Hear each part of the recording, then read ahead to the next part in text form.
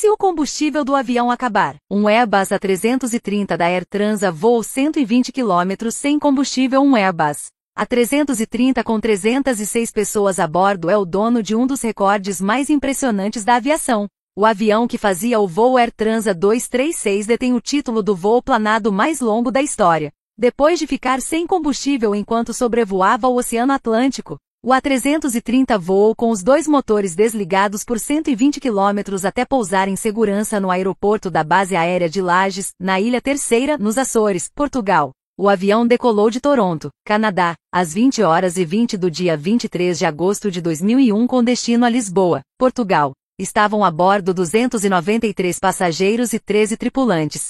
O A330 era pilotado pelo comandante Robert Pichet, 48, e pelo primeiro oficial Dirk de Jager, 28, logo após a decolagem. O voo da Air Transat foi desviado pelo controle de tráfego aéreo e seguia a rota 96 km ao sul, de forma paralela ao eixo da rota original. A mudança tinha o objetivo de evitar congestionamento no tráfego aéreo e acabou sendo fundamental para salvar o avião e todas as 306 pessoas a bordo. Problemas começaram 5 horas depois. O voo da Air Transat ocorreu normalmente durante as primeiras 5 horas de voo. O primeiro sinal de que poderia haver algum problema veio com um sinal que indicava baixa temperatura e alta pressão de óleo no motor 2, o da direita. Os pilotos procuraram uma explicação nos manuais, mas não encontraram resposta.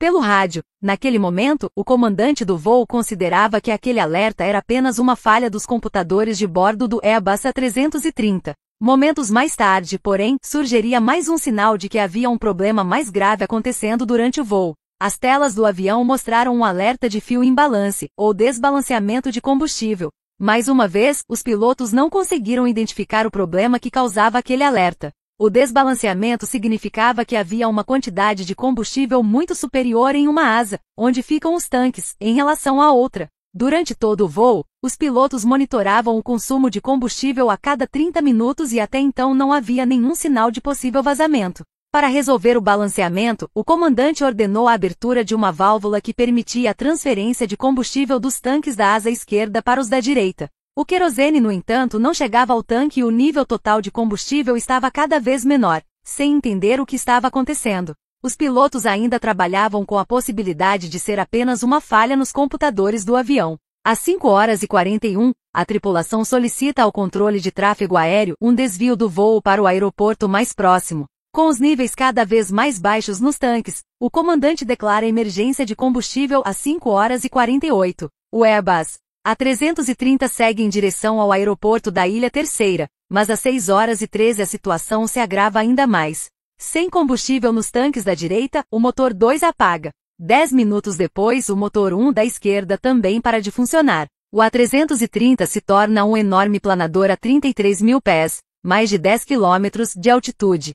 Sem os dois motores, diversos sistemas também deixam de funcionar e as luzes da cabine de passageiros se apagam. Uma pequena turbina eólica garante eletricidade para sistemas essenciais aos pilotos. No entanto, a aeronave perdeu seu sistema hidráulico principal, que opera os flaps, freios aerodinâmicos e spoilers. O avião também perde a pressurização da cabine e todos passam a usar as máscaras de oxigênio. Quando o segundo motor deixou de funcionar, o Airbus A330 estava a 120 km de distância da base aérea de Lajes, na Ilha Terceira. Se o controle de tráfego aéreo não tivesse feito o desvio do Air Transat após a decolagem de Toronto, a situação poderia ser ainda mais dramática. Operando um planador com 306 pessoas a bordo, o comandante Pichet precisava controlar a razão de descida e a velocidade do avião para garantir que ele conseguisse chegar à pista de pouso. O Airbus A330 descia a uma razão de 2.000 pés, 600 metros por minuto, o que garantia cerca de 15 minutos de voo.